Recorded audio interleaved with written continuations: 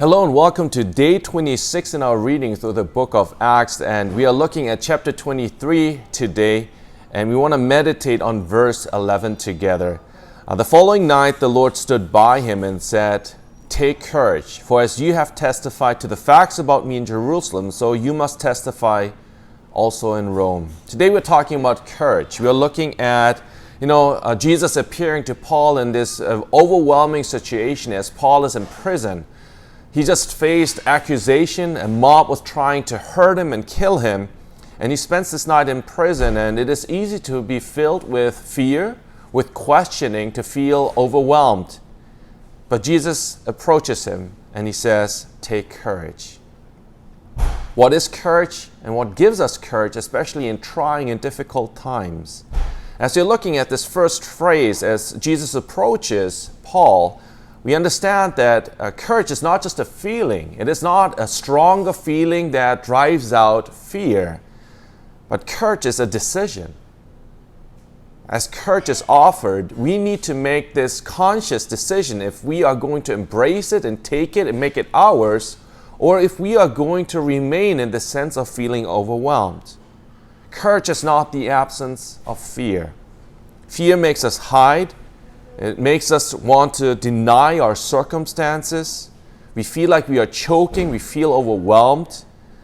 And fear makes us at times feel very small. And fear makes us doubt and question. And fear tells us that we can't. And in that, reality, a quote came back to my mind by Nelson Mandela, an anti-apartheid activist and former president of South Africa, who said, "I learned that courage is not the absence of fear, but the triumph over it. The brave man is not he who does not feel afraid, but he who conquers that fear."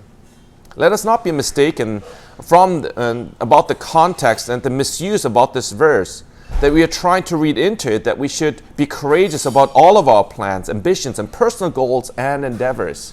That we think that because, Jesus is on our side, that we can always be triumphant as we, take action.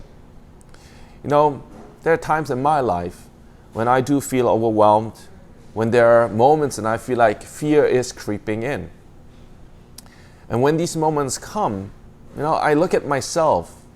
My self-worth is changed. My self-perception is attacked. And I do question and doubt. But it is these very moments when I remember verses like today's verse, where Jesus speaks about courage, where he speaks that he's with us. Because we clearly see that in the beginning verse of 11, it says that the Lord stood by him. We need to remember that Jesus stands with us. And that's why we can take courage.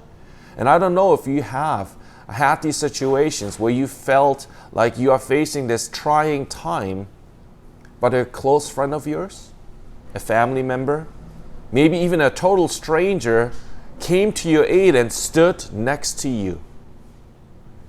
And just having someone stand by our side, that in itself gave us courage.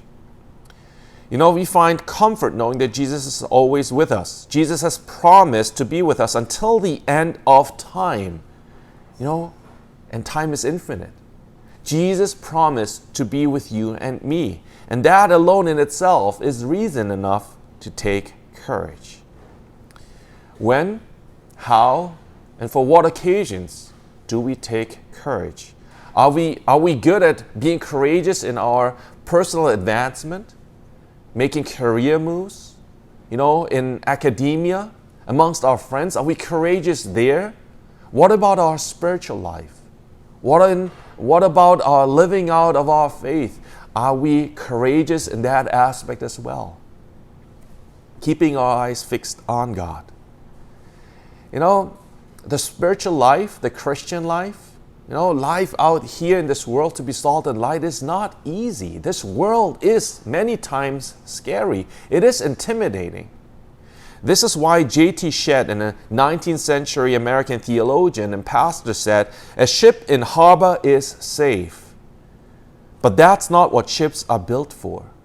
You and I, we have not been built to just remain in the safe harbors of our lives, to build sanctuaries at home, to find just refuge in churches, in Christian circles, and to remain safe there. You and I, we are called to take chances. You and I, we are called to take, to go out there, to attempt great things for God. We have been created in God's image. He has redeemed us for a purpose. Let's be willing to go out there into the ocean. And as we take courage to live out God's purpose and plan, let's take courage knowing who is at the bridge, who is at the helm of the ship, who's steering it, who is at control, knowing that Jesus is there, who guides us, leads us, and who stands with us as we go into the stormy seas and oceans of our lives. I hope that you are able to take courage as you see Jesus reach out to you, standing next to you, saying to you as well, take courage. Have a wonderful day. I'm looking forward to see you tomorrow. Please pray alongside with us and also take note of our reflection questions that we have for chapter 23. See you tomorrow.